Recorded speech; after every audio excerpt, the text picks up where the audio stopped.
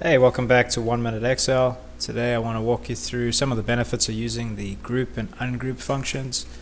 It's a lot better than using the hide function, as I'll demonstrate here. So all it is let's say you didn't want to show certain data at a given time. If you use the hide function, you would select the rows or columns, right click and hit hide.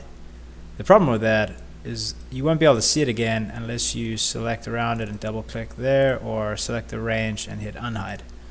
Another way that you can do this, it looks a lot cleaner, it's a lot more beneficial, and you can get pretty creative with it, is select the rows or columns you wish to no longer show.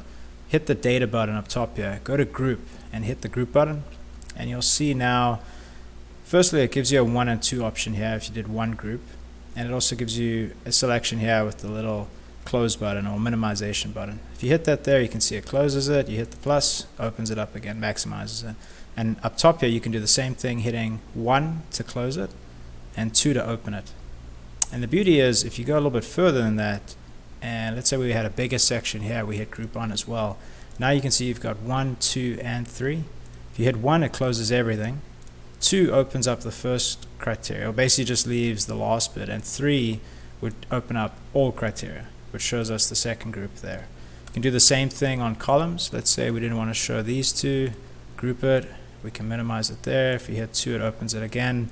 And in addition to that, if you wanted to do multiple groupings, select a different range, hit group again. Now you've got 2 options. So 1 would close everything, 2 would open the first grouping, 3 would open the third grouping, and vice versa, depending on how you've set it up. And then to remove the groupings, just select everything that contains these grouping lines here so that everything's covered, and hit ungroup. That'll do the last one. It works its way backwards. Do it again, you can see it's removed here. Same thing on this side. If you selected it once, it removed the outer grouping, select it again, removes the last grouping, and you keep doing it until these numbers up top disappear. And that's a really quick run through on the group and ungroup function. Thanks for listening.